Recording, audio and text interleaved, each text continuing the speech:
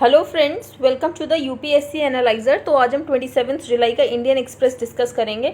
यहाँ पर जो फर्स्ट न्यूज़ है वो असम मिजोरम बॉर्डर डिस्प्यूट के बारे में है।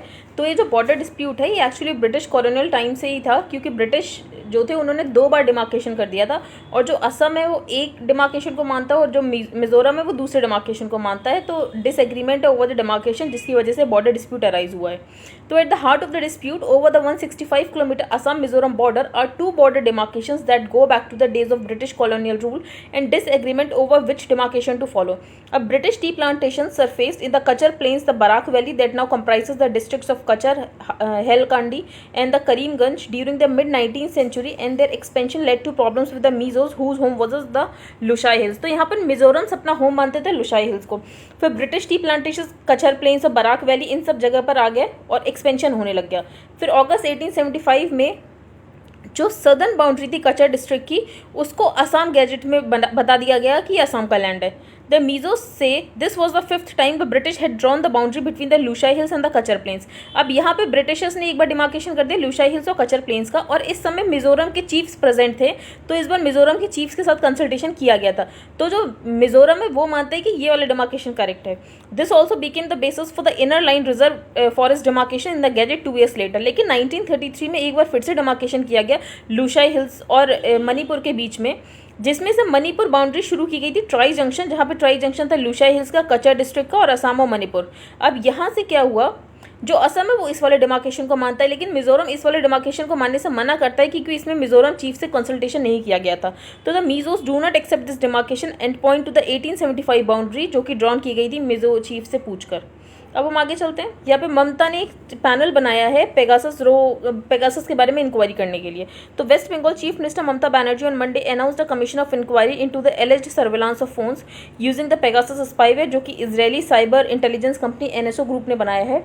अब इस पैनल में had approve the appointment of a commission of inquiry, जिसमें कि honourable justice M B Lokur है, retired justice of the Supreme Court है। इसके अलावा ऑनरेबल जस्टिस ज्योतिरामय भट्टाचार्य हैं, retired chief justice of Calcutta high court. In exercise of the power, अब ये जो स्टेट है वो ऐसी कमीशन बना सकता है क्योंकि उसको पावर मिलती है under section 3 of the commission of the inquiry act 1952।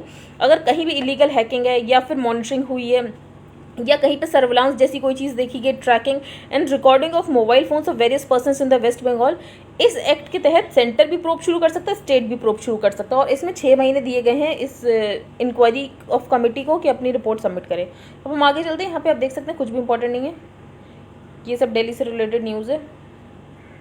अमिट protest adjournments Lok Sabha passes 2 bills. तो बेसिकली लोकसभा ने 2 बिल पास कर दिए। पहला है तो Lok Sabha pass the factoring regulation amendment bill 2021 aimed at helping MSMEs tide over problems of delayed payments. अब जो एमएसएमई को डिलेड पेमेंट्स वाली प्रॉब्लम है तो उसको सॉल्व करने के लिए एक ये बिल पास किया गया है, और साथ ही national institute of food technology entrepreneurship and management bill pass किया गया है, जिसमें कुछ इंस्टीट्यूशंस को नेशनल इंपॉर्टेंस के लिए डिक्लेयर किया जाएगा।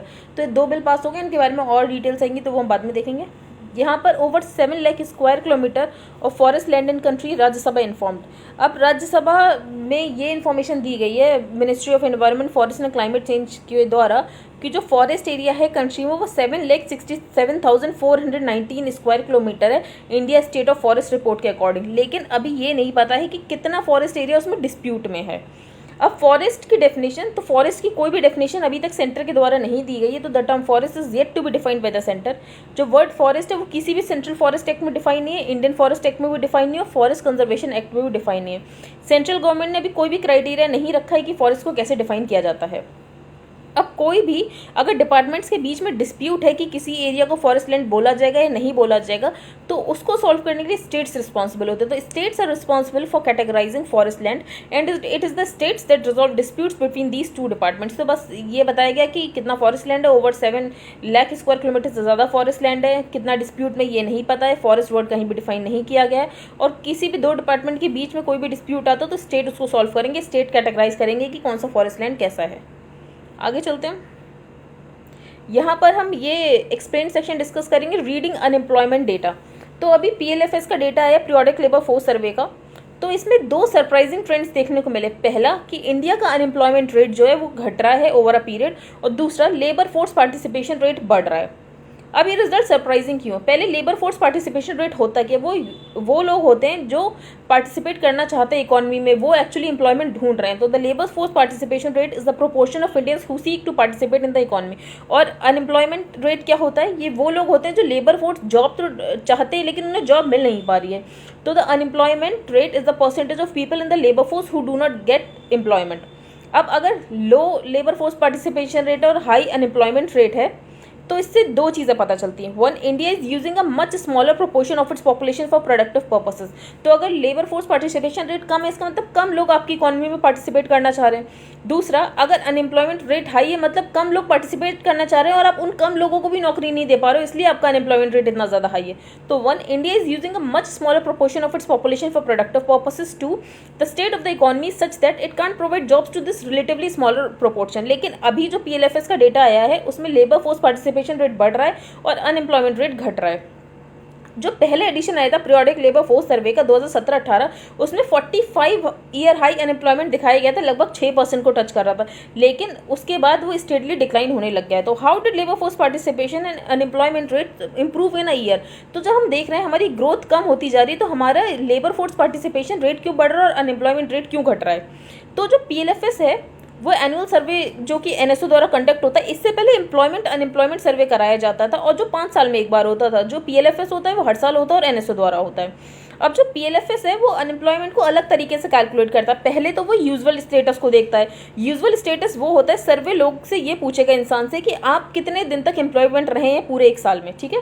तो survey ascertains whether a person had been employed for enough days in the 365 days preceding the survey. और जो दूसरी अप्रोच होती है वो करंट वीकली स्टेटस होता है, जिसमें इंसान से ये पूछा जाता है कि सर्वे से 7 दिन पहले आपको कितने टाइम उसमें वर्क मिला है। तो दो अप्रोच एक्चुअली फॉलो करते हैं PLFS। पहला यूजुअल स्टेटस जिसमें पूछा जाता है कि आपको एक साल में कितने दिन काम मिला, और दूसरा सर्वे से 7 दिन पहले आपको कितने दिन काम मिला। अब जो ये NSO ये वाला जो क्राइटेरिया यूज़ करता है ये एक्चुअली बहुत डिफरेंट है जो ILO क्राइटेरिया यूज़ करता है, ये जो प्राइवेट सेक्टर प्रैक्टिस करता है। जो CWS वाली चीज़ है, करंट वीकली स्टेटस, वो क्लोजर है टू द ग्लोबल नॉर्म, लेकिन जो PLFS डेटा कैलकुलेट करता है वो एक्चुअली यूजुअल स्टेटस से करता है। तो how does it help solve the riddle? तो इसीलिए हम देखते हैं जो अनएम्प्लॉयमेंट रेट है जो प्राइवेट सेक्टर निकलता है वो डिफरेंट होता है एज कम्पेयर टू जो PLFS निकलता है, क्योंकि PLFS जो करता है वो करंट स्टेटस को नहीं यूज़ करता, वो यूजुअल स्टेटस को यूज़ करता है। तो how does the picture change if we look at the CWS data? तो अगर हम करंट वीकली स्टेटस को देखेंगे तो हमें पिक्चर कुछ और ही दिखेगी। जैसे अनएम्प्लॉयमेंट रेट स्टेडली डिक्लाइन हो रहा है वैसा हमें नहीं दिखेगा। तो the unemployment rate and labor force participation rate trends compiled using the CWS current weekly status approach present a picture more in sync with either the data from the CMIE। क्योंकि जो GDP ग्रोथ फॉल्टर हुई हमने देखा, उसके बाद भी labour force participation rate was following further even as the employment rate worsen. This is particularly true for the April to June quarter. तो अब ये देखने को मिल रहा है। तो अगर जो PLFS है अगर वो भी करंट वीकली स्टेटस को देखे तो हमें शायद ऐसा डेटा देखने को ना मिले। अब तेलंगाना का जो टेम्पल है उसको यूनेस्को वर्ल्ड हेरिटेज साइट में इंक्लूड कर लिया गया है। तो on Sunday UNESCO inscribed the 13th century Ramappa temple in Palampet Telangana as a world heritage site. अब वर्ल्ड हेरिटेज साइट क्या होती है? कोई भी ऐसी लोकेशन जिसकी आउटस्टैंडिंग यूनिवर्सल वैल्यू है, कोई कल्चरल और नेचुरल सिग्निफिकेंस है, विच इज सो एक्सेप्शनल, मतलब वो इतना ज़्यादा एक्सेप्शनल है कि उसमें नेशनल बाउंड्रीज देखने की बात ही नहीं है। वो नेशनल बाउंड्रीज को से आगे जाके इतना ज़्यादा एक्सेप्शनल है, उसकी एक कॉमन इंपॉर्टेंस है प्रेजेंट और फ्यूचर जनरेशन के लिए। किसी को भी अगर वर्ल्ड हेरिटेज साइट में इंक्लूड करना है तो वो 10 सिलेक्शन क्राइटेरिया में से लगभग एटलीस्ट 1 को तो मीट करना चाहिए। उसमें से कुछ क्राइटेरिया हैं जैसे कि representing a masterpiece of human creative genius, कुछ ऐसा इंपॉर्टेंट इंटरचेंज है ह्यूमन वैल्यूज़ को ओवर स्पैन ऑफ टाइम, या कुछ कल्चरल एरिया, कोई भी ऐसा फैक्टर को अगर वो फुलफिल करता है तो उसे वर्ल्ड हेरिटेज साइट का दर्जा मिल सकता है। अब the decision to inscribe the Ramappa temple was taken at the 44th session of the world heritage committee of the UNESCO. The world heritage committee of UNESCO ने अब डिसाइड कर लिया कि रमप्पा टेम्पल को इंक्लूड कर दिया जाएगा वर्ल्ड हेरिटेज साइट में। तो रमप्पा टेम्पल किसने बनाया था? तो काकतीय डायनेस्टी के द्वारा बनाया गया था Ramappa temple. The Rudreshwara temple के नाम से भी इसे जाना जाता है, ये वारंगल के पास है। And inscription dates it to 1213 AD। तो ये 1213 AD में बना था और ये बना था काकतीय जनरल के द्वारा जिसका नाम था रेचलरा रुद्र रेड्डी, और उस समय काकतीय के रूलर थे गणपति देव। रमप्पा शिवा टेम्पल है लार्ज वॉल टेम्पल कॉम्प्लेक्स है जिसमें कुछ स्मॉलर स्ट्रक्चर्स भी हैं। ये सैंडस्टोन का बना हुआ है, बीम्स और पिलर्स डेकोरेटेड है, कार्व्ड ग्रेनाइट है, इसके अलावा डोलोराइट का भी यूज़ किया गया है। जो इनर सैंक्टम है वो लाइट वेट पोरस ब्रिक्स का बना हुआ है। Sculptures especially bracket figures have their lustre intact. तो अभी तक जो लस्टर की गई थी वो वैसी की वैसी इंटैक्ट है। अब इंडिया में एक्चुअली 39 साइट्स हो गए यूनेस्को वर्ल्ड हेरिटेज साइट में। अब हमारे पास 39 साइट्स है जिसमें ASI 23 वर्ल्ड हेरिटेज साइट्स का कस्टोडियन है। तो आपको बस ये पता होना चाहिए रमापा टेम्पल कहाँ पर है, किसने बनाया था। अब हम आगे चलते हैं। ये पहला हम एडिटोरियल डिस्कस नहीं करेंगे, पेगासस के ऊपर ही, प्राइवेसी के ऊपर हम सारे लॉस पढ़ चुके हैं कि कैसे गवर्नमेंट लॉफुल सर्वेलेंस कर सकती है। दूसरा एन एब्लीस्ट प्रपोजल, जो सेक्शन 15 है यूपी की पॉपुलेशन पॉलिसी का ड्राफ्ट बिल, वो ये बोलता है an action of an individual shall not be deemed to be in contravention of the 2 child norm under this act if either or both of his children born out of the earlier pregnancy suffered from disability and the couple conceives the 3rd child subsequently. कि अगर किसी parents के 2 बच्चे disable हो गए हैं तो वो तीसरा बच्चा पैदा कर सकता है और उसे ये नहीं माना जाएगा कि उसने पॉपुलेशन पॉलिसी का वॉयलेशन किया है। तो ऑथर ने बोला ये जो सेक्शन 15 है ये बहुत ही यूजेनिक रैशनल बिल्कुल भी नहीं है। It seeks to invoke an ableist mindset and tends to view the disabled as non existent and equivalent to being dead. तो जो सेक्शन 15 है वो ये देखता है जो डिसेबल्ड पर्सन है वो एकदम नॉन एग्जिस्टेंट है और उन्होंने उसको किसी मृत व्यक्ति के बराबर मान लिया है। तो it reinforce the belief of disability being a curse. तो ये जो सेक्शन 15 है वो ये जताना चाह रहा है कि जो इंसान डिसेबल है वो एक कर्स के बराबर है। तो unfortunate instance of parents killing their disabled children do make news once in a while. तो ये न्यूज़ तो आती रहती है, जैसे जो पेरेंट्स अगर उनके बच्चे डिसेबल्ड हो जाते हैं तो वो उनकी हत्या कर देते हैं। तो अब जो यूपी के पॉपुलेशन ड्राफ्ट पॉलिसी बिल है वो क्या कर रहा है, इस चीज़ को और ज़्यादा स्टिग्मेटाइज कर रहा है और ज़्यादा रीइंफोर्स कर रहा है। तो it is the abject failure of the state to provide adequate social security. तो यहाँ पर स्टेट को क्या करना चाहिए, ऐसे बच्चों को सोशल सिक्योरिटी प्रोवाइड करनी चाहिए ताकि उनके पेरेंट्स कभी ऐसा ड्रास्टिक स्टेप ले ही ना। लेकिन स्टेट क्या कर रहा है, उसी चीज़ को स्टिग्मेटाइज कर रहा है कि जो डिसेबिलिटी वो एक कर्ज के बराबर है। अगर हम देखें तो right of person with disabilities act 2016 में डिसेबिलिटी को डिफाइन किया गया। तो उसमें 21 कंडीशंस हैं उस एक्ट में, जैसे कि impairments like visual, hearing and speech, locomotor, intellectual disabilities. The way disability is dealt with in the draft bill shows a complete lack of understanding of what constitutes a disability. It reflects sadly on how the state views person with disabilities.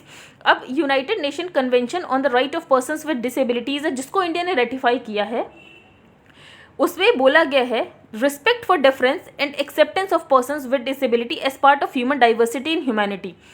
तो मतलब उनको भी accept करना चाहिए as the mainstream society, लेकिन ऐसा नहीं किया जा रहा है। और यूपी ड्राफ्ट बिल ये दिखा रहा है कि कैसे वो स्टिग्मेटाइज कर रहा है और डी वैल्यू कर रहा है डिसेबल्ड को, कि जैसे वो लेसर बींग्स हैं। Apart from its regressive, anti poor and anti women nature, it also should be opposed for reinforcing an ableist mindset. तो ऑथर ने ये बोला है ये जो पॉलिसी है ये एंटी पुअर तो है ही, एंटी वुमेन तो है ही, और साथ ही साथ ये जो डिसेबल्ड के भी अगेंस्ट है। तो it is no coincidence that section 15 of the draft bill is titled of death और डिसेबिलिटी ऑफ चाइल्ड। तो ऑथर ने ये बोला है। अब हम नेक्स्ट पढ़ेंगे। यहाँ पर ऑथर ने ये बोला है डीलिंग विद डेल्यूज। तो अभी हमने देखा कि बहुत ज़्यादा कैसे इवेंट्स हो रहे हैं, जैसे लैंडस्लाइड्स हो रही है, मानसून के वेगरीज बहुत ज़्यादा हैं, जहाँ पे फ्लड्स आ रहे हैं वहाँ पे बहुत बुरी तरह फ्लड्स आ गए हैं। तो ऑथर ने बोला जो बिल्डिंग रेजिलियंस है उसे इंप्रूव करने की ज़रूरत है। जैसे कि long spells of dry weather, पहले तो बहुत टाइम तक ड्राई वेदर रहता है, उसके बाद थोड़े बहुत इंटेंस डाउनपोर देखने को मिला। तो with the drainage system remaining clogged eight several points, तो जब बारिश होती है तो ज़्यादा से ज़्यादा जो अर्बन एरिया होता है वो पूरी तरीके से क्लॉग हो जाता है। ज़्यादा से ज़्यादा इंडियन सिटीज़ इंक्लूडिंग दिल्ली और मुंबई बहुत ही इल इक्विप्ड हैं ऐसे टॉरेंशियल रेन से डील करने के लिए, क्योंकि जो उनकी अर्बन प्लानिंग है वो बहुत ही ज़्यादा इल प्लान्ड हो रखी है। Urbanisation that is ill informed by key percepts of hydrology compromises the defence of city dwellers against weather vagaries. तो जब ऐसे वेदर के इवेंट्स आते हैं तो जो सिटी है वो उसके साथ कोप ही नहीं कर पाता। In most cities for instance aquifers that use to recharge ground water and channelise rainfall to larger water bodies. अब जो एक्विफर्ट्स बनाए जाते थे जिससे जो ग्राउंड वाटर है ये लार्जर बॉडी में जाएगा, तो वो सब भी ठीक से काम नहीं कर रहे हैं। 2019 में national institute of disaster management landslide management strategy ने ये कंसर्न का एरिया बताया था। अब जैसे हिमालयन रीजन है, वेस्टर्न घाट में कोई भी डेवलपमेंट होता है तो जो प्लेन का उनके पास टेम्पलेट होता है, जैसे प्लेन एरिया में घर बनाया जाता है वो वैसे ही वहां पर घर बना देते हैं। तो उससे क्या होता है वहां पे स्लोप इंस्टेबिलिटी ज्यादा हो जाती है। स्लोप इंस्टेबिलिटी ज्यादा होने की वजह से वहां पे मड स्लिप्स के इंसिडेंट बहुत ज्यादा देखने को मिलते हैं, जिससे हिल-लॉक कोलैप्स हो जा रहा है और लोगों की डेथ हो रही है। गडगिल कमेटी जो वेस्टर्न घाट्स पे बनी थी तो उसने बोला था ये जो डेवलपमेंट है उसको रेगुलेट करने की जरूरत है ऐसे स्पेसेस में। उसके बाद भी जो पॉलिटिकल मेन स्ट्रीम पार्टीज थे उन्होंने इस रिपोर्ट को रिजेक्ट कर दिया था। तो जरूरत है कि जो भी आज बिल्डिंग बने वो रेजिलियंट हो और क्लाइमेट वेगरीज को देख कर बने। हम आगे चलते हैं। यहाँ पर नेक्स्ट एडिटोरियल है the great convergence and a lag. As the Indian leadership reviews US ties this week with the visiting Secretary of State Anthony Blinken, तो अभी एंथनी ब्लिंकन जो आए हुए हैं US secretary of state India में, तो कैसे बायलैटरल रिलेशंस को हम और ज़्यादा इंप्रूव कर सकते हैं, तो यहाँ पर ऑथर ने बताया है prime minister Narendra Modi and US president Joe Biden have already agreed on an ambitious agenda for bilateral regional and global cooperation between India and the US. तो प्राइम मिनिस्टर नरेंद्र मोदी और यूएस प्रेसिडेंट ने डिसाइड किया है कि वो एक एम्बिशियस एजेंडा रखेंगे bilateral regional और ग्लोबल कोऑपरेशन का। That ambition in turn is based on the unprecedented convergence of Indian and American national interest. और अभी हम देख रहे हैं जो इंडियन और अमेरिकन नेशनल इंटरेस्ट है वो बहुत अच्छी तरीके से कन्वर्ज हो रहे हैं, क्योंकि अमेरिका भी अगेंस्ट चाइना है और इंडिया भी अगेंस्ट चाइना है। But the discourse within India's strategic community continues to be anxious. India and US 1990 के बाद काफ़ी उनके रिलेशन में इंप्रूवमेंट हुआ है, पॉलिटिकल और सिक्योरिटी कोऑपरेशन भी काफ़ी अच्छा हुआ है, लेकिन अभी कुछ इश्यूज हैं जो डील करना बाकी हैं, जैसे कि does the US president want to mediate on Kashmir. जैसे कि डोनाल्ड ट्रंप ने बोला था कि वो कश्मीर में मीडिएट करना चाहते हैं, तो क्या यूएस प्रेसिडेंट करना चाहते हैं मीडिएट कश्मीर में? नहीं, ये इशू अभी सॉल्व नहीं हुआ है। और जो अमेरिका में जैसे एंथनी ब्लिंकन के बारे में ये बताया गया कि वो यहाँ पर ह्यूमन राइट्स डेमोक्रेसी के बारे में आके बात करने वाले, तो ये वाला इशू अभी सॉल्व करने की बात है। The Indian debate is often trapped between new and contradictory fears. Can India really trust the US to extend full support in coping with the China challenge? क्या इंडिया यूएस को पूरी तरीके से ट्रस्ट कर सकता है चाइना चैलेंज को कोप करने के लिए? At the same time Delhi also worries कि यूएस शायद इंडिया को किसी अलायंस में ट्रैप करने की कोशिश कर रहा है। हम चाहते हैं कि यूएस हमें एकदम आयरन क्लैड गारंटी दे दे कि वो हमेशा सपोर्ट करेगा। We insisted Delhi will never entry into an alliance with the US. लेकिन इंडिया जो है वो गिव एंड टेक के रिलेशनशिप नहीं चाहता। इंडिया चाहता है जो यूएस है वो हमें आयरन क्लैड गारंटी दे दे, लेकिन हमें कुछ ना गिव अप करना पड़े। तो every difference with the US, even formal allies do not agree on everything in the world. अगर जो फॉर्मल अलाइज भी है वो भी सारी बातों पर एग्री नहीं करते, तो कुछ गिव एंड टेक की रिलेशनशिप तो होती है। अब इंडिया जो है वो इंटरनेशनल सिस्टम में लगातार ग्रो हो रहा है, तो यहाँ पर गिव एंड टेक की रिलेशनशिप की जरूरत है इंडिया और यूएस में। लेकिन जो इंडिया है वो हमेशा अपना स्मॉल स्टेट सिंड्रोम करके अपनी फॉरेन पॉलिसी को मेंटेन करना चाहता है, लेकिन ऐसा नहीं है। अब इंडिया एक ग्लोबल पावर बनता जा रहा है और इंडिया को भी कुछ गिव एंड टेक रिलेशनशिप में आगे बढ़ने की जरूरत है। सारी चीजें इंडिया के अकॉर्डिंग नहीं हो सकती हैं। The situation is similar on the economic front. अब जो इंडिया वो 6th लार्जेस्ट इकोनॉमी हो चुका है अब इंडिया को, लेकिन उसके बाद भी डर लगता है कहीं वॉशिंगटन अपना ग्लोबलाइजेशन हम पर ऐसे थोप कर ना चला जाए। Even as India's salience for solution to climate change is increase. अब इंडिया क्लाइमेट चेंज से डील करने के लिए तो बहुत सारे रूल्स बनाता भी है, साथ में अमेरिका के साथ बायलैटरल कोऑपरेशन करने के लिए भी तैयार है क्लाइमेट चेंज से डील करने के लिए। While the government seems quite self-assured in dealing with differences, तो इससे पहले तो ये देखा जाता था जो यूएस इंडिया के डिफरेंसेस हैं वो इनरिकंसिलेबल है, उनको सॉल्व ही नहीं किया जा सकता, लेकिन अब इन पर बात होना शुरू हो गई तो हो सकता है ये सब सॉल्व हो जाए। Part of the problem is with the India elites entrenched ideological suspension of the US since independence. अब कुछ बात ये भी है जो जब से इंडिपेंडेंस हुआ है तब से यूएस के तरफ इंडिया के जो एलिट क्लास है वो हमेशा से सस्पिशियस था। जैसे राजीव गांधी से लेकर नरेंद्र मोदी तक जितने भी प्राइम मिनिस्टर रहे उन्होंने पॉलिटिकल कैपिटल तो बहुत ज़्यादा इन्वेस्ट किया ताकि यूएस के साथ हमारे रिलेशनशिप इंपॉर्टेंट हो सके, लेकिन जो कुछ सेक्शन है एलीट के वो हमेशा से यूएस को एक सस्पेशन के साथ देखते हैं। To be sure it is not easy to identify the policy signal. अब जब से बाइडेन आए हैं तब से पॉलिसी सिग्नल जानना थोड़ा डिफिकल्ट हो गया, क्योंकि वॉशिंगटन में बहुत ज़्यादा नॉइजी डिबेट्स होने लगी हैं। अब जैसे अमेरिका, जैसे चाइना है, रशिया है, वो क्या करते हैं, Delhi is under investment in public understanding of American society. वो अमेरिकन सोसाइटी को अच्छे से जानने के लिए उसमें थिंक टैंक्स लगाते हैं कि अमेरिका क्या सोच रहा है, अमेरिका आगे क्या कर सकता है, लेकिन इंडिया ऐसा कुछ नहीं कर सकता है। तो दिल्ली को भी ज़रूरत है ऐसे पब्लिक अंडरस्टैंडिंग कि अमेरिका सोसाइटी क्या सोच रहा है, आगे क्या उसके स्टेप्स हो सकते हैं, उसमें इन्वेस्टमेंट करने की। Unlike India, Russia and China have put large resources in American studies. तो हमसे विपरीत जो रशिया और चाइना है उसने बहुत सारे रिसोर्सेज लगाए अमेरिकन स्टडीज़ में जानने के लिए कि अमेरिका क्या सोचता है, उसकी आगे की पॉलिसी कैसी हो सकती है। The Indian government and private sector will hopefully address this gap. Through the last 6 months of the Biden presidency, there has been little informed debate in India on the extraordinary policy shift. अब Washington में जैसे कि leadership unfold हुई है तो वहाँ पे हमें बहुत सारे पॉलिसी शिफ्ट्स देखने को मिले, जैसे कि बाइडेन ने जो new liberal economic policy Ronald Reagan के टाइम में थी उसमें बहुत सारे चेंजेस देखने को मिले। जैसे कि बाइडेन ने टैक्स बढ़ा दिया है, पब्लिक स्पेंडिंग को बढ़ाने की बात की गई है, साथ ही जो शार्प इनइक्वालिटी है उसे सॉल्व करने की बात की गई। लेकिन इससे पहले जो भी प्रेसिडेंट्स थे वो बहुत ही न्यू लिबरल अप्रोच लेकर चलते थे। Biden has also join Trump in questioning America's uncritical economic globalisation of the past. जैसे कि ट्रंप ने बोला था कि अमेरिका फर्स्ट, तो बाइडेन भी यही चीज चाहते हैं। America's foreign economic policy serve the US middle class.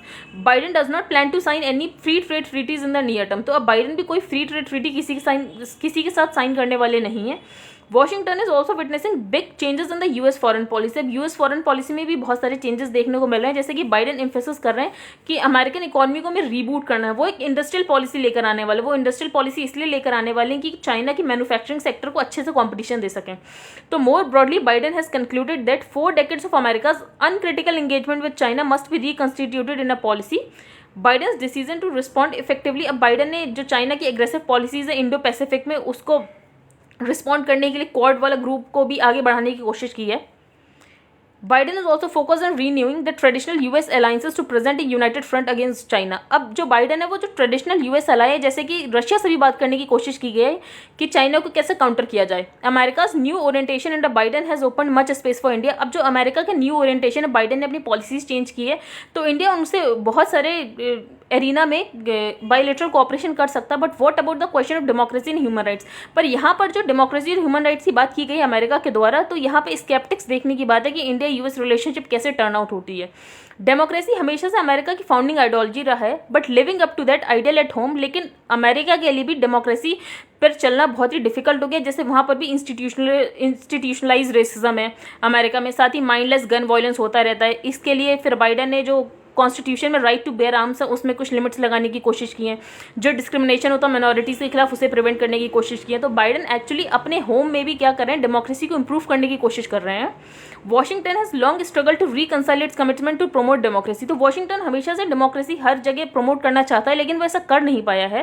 The exclusive American focus on democracy promotion has been rare. अब जैसे अमेरिका का फोकस रहा है डेमोक्रेसी को प्रमोट करने का, वो उतना अच्छा उसका रिजल्ट नहीं रहा है, बहुत ही रेयर और अनसक्सेसफुल रहा है। Delhi and Washington then have many notes to exchange on democracy and human rights. तो दिल्ली और वॉशिंगटन इस बात पे बहुत सारे नोट्स एक्सचेंज कर सकते हैं, अभी जैसे एंथनी ब्लिंकन आए हैं, लेकिन वो डिस्कशन का सिर्फ एक पार्ट है डेमोक्रेसी और ह्यूमन राइट्स। इसके अलावा भी बहुत सारे अरीना है जिस पर बायलैटरल कोऑपरेशन हो सकती है, जैसे कि Indo Pacific, Afghanistan, global economic institutions को रिफॉर्म के बारे में related, climate change, vaccine diplomacy. तो ऑथर ने बोला इंडिया को सिर्फ ये अब डेमोक्रेसी और ह्यूमन राइट्स की बातों को नहीं सोचना चाहिए, आगे जिस पे आप कर सकते हो कोऑपरेशन उस पर कोऑपरेशन करो। आगे चलते हैं the limits of sectoral growth. तो सबसे पहले जीवीए क्या होता है, जीवीए होता है is essentially a measure of the net value of output, जिसमें से इनपुट की वैल्यू को डिडक्ट कर दिया जाएगा। तो GVA is essentially a measure of the net value of output deducting the cost of N input that went into its production from its total value.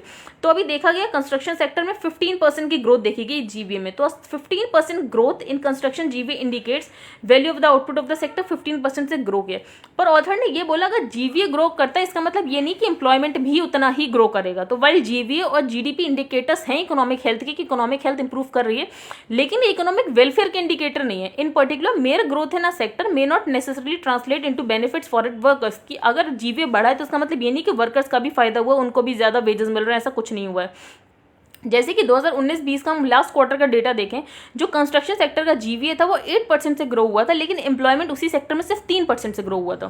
The fact that employment grew in this sector even during a crisis year is largely. अब यहाँ पे देखा जाए कि construction sector में employment grew क्यों हुआ, तो वो इसलिए ग्रू हुआ जो मैन्युफैक्चरिंग सेक्टर के लोग हैं वो कंस्ट्रक्शन को एक फॉल बैक एम्प्लॉयमेंट ऑप्शन देखते हैं कि उन्हें कहीं भी एम्प्लॉयमेंट नहीं मिला तो वो कंस्ट्रक्शन सेक्टर में आ जाएंगे, इसलिए हमें यहाँ पर थोड़ा ग्रोथ देखने को मिली थी। However the massive GVA increase in this sector has not been accompanied by a commensurate increase in employment capacity. तो जीवीए तो इंक्रीज हुआ इस सेक्टर में पर उतनी एम्प्लॉयमेंट कैपेसिटी नहीं जनरेट हुई है।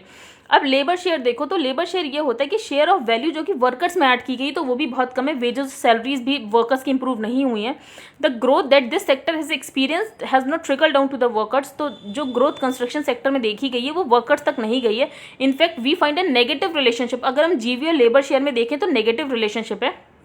तो यहाँ पर ऑथर ने बोला कि हम सिर्फ सेक्टोरल ग्रोथ के ऊपर डिपेंड नहीं रह सकते कि सेक्टोरल ग्रोथ से हमारी इकोनॉमी रिवाइव हो जाएगी। यहाँ पे ज़रूरत है गवर्नमेंट को डायरेक्ट ट्रांसफर्स करने की, कैश, फूड और लाइवलीहुड सपोर्ट भी देने की ज़रूरत है बहुत सारे एम्प्लॉयमेंट गारंटी प्रोग्राम्स के द्वारा। हम आगे चलते हैं। यहाँ पर एम्बर ग्रिस की बात की गई है, तो ये एक्चुअली व्हेल वॉमिट होती है जो कि बहुत महंगी बिकती है। तो 6 seizures of ambergris in Mumbai and Thane over the last month have highlighted the shadowy but lucrative trade. अब इसमें बहुत ही ल्यूक्रेटिव ट्रेड है लेकिन शैडोई होती है, गवर्नमेंट को पता नहीं होता है इसके बारे में ट्रेड हो रहा है। इसको व्हेल वॉमिट या व्हेल फीकस भी बोलते हैं। एम्बर ग्रिस एक इंटेस्टाइनल सीक्रेशन होता है स्पर्म व्हेल में। जो कि शार्प या hard parts of cuttle fish या जो भी स्क्विड शॉलो करती हैं, उसके बाद क्या होता है, ये अंदर डैमेज नहीं होता, फिर जब एक बार वेल इसे इजेक्ट कर देती है तो ये सरफेस पे फ्लोट होने लगता है। Fresh ambergris is said to have a faecal odour but as it ages in the water, वैसे तो इसकी काफ़ी खराब बदबू होती है, लेकिन उसके बाद क्या होता है, धीरे धीरे फ्रेगनेंस एक्वायर करने लगती है और परफ्यूम में ये वैल्यूड इंग्रेडिएंट है। जैसे कि 1 किलोग्राम एम्बरग्रेस लगभग 1 करोड़ का प्राइस फैच करता है। अब स्पर्म वेल जो है उसके प्रोडक्ट को नहीं बेचा जा सकता, वो against the law in India है, क्योंकि स्पर्म वेल एक प्रोटेक्टेड स्पीसीज है under the wild life protection act of 1972। अब इससे पहले तो जैसे एम्बरग्रीस बेची जाती थी तो वो इंटरनेशनली बेच देते थे, लेकिन कोविड के लॉकडाउन की वजह से इंटरनेशनली इनको ऐसे लिक्विडेटिव ट्रेड मिल नहीं पा रही, इसलिए इसका शैडोवी बिजनेस सामने आ रहा है। आगे चलते हैं। No relief likely for barred payment companies. तो रिजर्व बैंक ऑफ इंडिया ने मास्टर कार्ड और अमेरिकन एक्सप्रेस कार्ड्स पे लिमिटेशन लगा दी थी कि आप बिजनेस नहीं कर सकते, क्योंकि उन्होंने पेमेंट स्टोरेज के रूल्स को नहीं फॉलो किया था। तो the banking regulator and the government believe that processing and storage of critical financial data with in the country is a necessity for an efficient supervision mechanism as well as for sound regulation. तो यहाँ पर RBI ने ये बोला है और government का भी यही मानना है, जो प्रोसेसिंग और स्टोरेज होनी चाहिए क्रिटिकल फाइनेंशियल डेटा की, वो लोकल सर्वर्स में ही स्टोर होना चाहिए। Processing and storing data locally are essential to ensure safety of customers in the system. तो ज़रूरत है जो भी प्रोसेसिंग और डेटा हो वो स्टोर लोकली हो, ताकि कोई भी हैकिंग इंसिडेंट्स हो तो आरबीआई अच्छे से रेगुलेट कर सके। आरबीआई रूल रिक्वायर करता है कि जो भी पेमेंट और सिस्टम प्रोवाइडर्स हो उसको सारा डेटा इंडिया में ही स्टोर करना पड़ेगा, जो भी ट्रांजेक्शन हुई सिर्फ इंडिया में ही स्टोर होगी। Our learning with non-localized data source has been the lack of jurisdiction in case of leaks and databases being hacked. अब जो डेटा प्रोटेक्शन बिल 2018 में जिसकी ड्राफ्ट आ गया था, अभी उस पर जॉइंट पार्लियामेंट्री कमेटी उस पर डेलिब्रेट कर रही है, उसमें भी ये बोला गया है जो क्रॉस बॉर्डर ट्रांसफर है पर्सनल डेटा का, सेंसिटिव पर्सनल डेटा और फाइनेंशियल डेटा है इंडिविजुअल्स की, उसको बार किया जाएगा unless specifically allowed by relevant authorities की। कोई भी डेटा अगर बाहर जा भी रहा है तो पहले रेलेवेंट अथॉरिटीज़ उसके लिए परमिशन देंगी, उसके बाद ही बाहर जा सकता है। अब आरबीआई ने अप्रैल 6, 2018 में एक सर्कुलर निकाला था storage of payment system data, जिसमें ये बोला गया था सारे सिस्टम प्रोवाइडर्स को कि 6 महीने के अंदर अंदर आपको सारा डेटा इंडिया के सर्वर्स में ही स्टोर करना है। लेकिन कुछ क्रेडिट और कार्ड फर्म्स ने अभी तक ये चीज़ नहीं की थी। उन्होंने बोला बहुत हायर कंप्लाइंस कॉस्ट हो जाएगी, अगर इंडिया ऐसी डिमांड करेगी तो बाकी सारी कंट्रीज़ भी यही डिमांड करेंगे कि आप इंडिया में स्टोर करो। तो अभी तक उन लोगों ने ये बात नहीं मानी थी, तो अब उनको बैन कर दिया गया है। नेक्स्ट है insolvency bill on pre pack resolution of MSME stable. तो निर्मला सीतारमन ने इंट्रोड्यूस किया insolvency and bankruptcy code amendment bill 2021, जिसमें प्री पैक्स रिजोल्यूशन की बात की गई। तो pre packs as an insolvency resolution mechanism for micro small and medium enterprises जिनका डिफॉल्ट अप टू 1 करोड़ है। अब डिस्ट्रेस्ड कॉर्पोरेट डेटर्स हैं, वो अब उनको परमिशन है कि वो एक प्री पैकेज इंसॉल्वेंसी के लिए इनिशिएट कर सकते हैं, जैसे कि, लेकिन उसके लिए 2/3 जो क्रेडिटर हैं वो उसके लिए अप्रूवल दी होनी चाहिए, तभी वो ऐसा कर सकते हैं। साथ ही सीडीज जो कॉर्पोरेट डेटर्स हैं उनको एक रिजोल्यूशन प्लान खुद का देना पड़ेगा कि उनके पास क्या रिजोल्यूशन प्लान है। लेकिन कॉर्पोरेट इंसॉल्वेंसी रिजोल्यूशन प्रोसेस में जो डेटर्स हैं वो अपनी जो उनकी फर्म है डिस्ट्रेस्ड फर्म, जब तक ये रिजोल्यूशन प्रोसेस चल रहा है तब तक वो डिस्ट्रेस्ड फर्म उनके कंट्रोल में रहती है। लेकिन जो प्री पैकेज इंसॉल्वेंसी रिजोल्यूशन होगा, जब तक डिस्ट्रेस फर्म का रिजोल्यूशन चल रहा है तब तक वो उनके कंट्रोल में नहीं रहेगी। साथ ही इसमें एक स्विच चैलेंज की भी बात की गई, जैसे कि कॉर्पोरेट डेटर भी अपना एक बेस रिजोल्यूशन प्लान देगा, फिर गवर्नमेंट या फिर जो भी रिजोल्यूशन प्लान सॉल्व कराएगा वो किसी और पार्टी को बोलेगा कि वो भी कोई रिजोल्यूशन प्लान दे सकते हैं। अगर थर्ड पार्टी का जो रिजोल्यूशन प्लान होगा वो उससे ज़्यादा अच्छा होगा, तो पहले बेस रिजोल्यूशन पार्टी ने जो प्लान दिया होगा सीडी ने, उससे बोला जाएगा आप इस प्लान को मैच करो, या तो फिर आपको इन्वेस्टमेंट ये छोड़ना पड़ेगा। ठीक है, तो फिर जो सबसे अच्छा प्लान देगा उसको ही वो फिर फॉर्म मिल जाएगी। अब प्री पैक स्कीम का एक और फायदा, जो नेशनल कंपनी लॉ ट्रिब्यूनल में इतने ज़्यादा केसेस हैं तो उनका भी बर्डन कम होगा। तो आई थिंक आपको स्विच चैलेंज समझ आ गया होगा। स्विच चैलेंज में ये है कि किसी ने कोई एक प्लान दिया तो एक थर्ड पार्टी को अलाउ किया जाएगी कि आप भी कोई प्लान दो, फिर फर्स्ट पार्टी को बोला जाएगा कि आप इस पार्टी के साथ कॉम्पीट करो, अगर आप इससे अच्छा प्लान दे सकते हो तो दो, वरना आपका ये इन्वेस्टमेंट भी चला जाएगा। आई होप आपको आज का न्यूज़पेपर समझ आएगा। If you like the video then please like, share and subscribe. Thank you and have a nice day.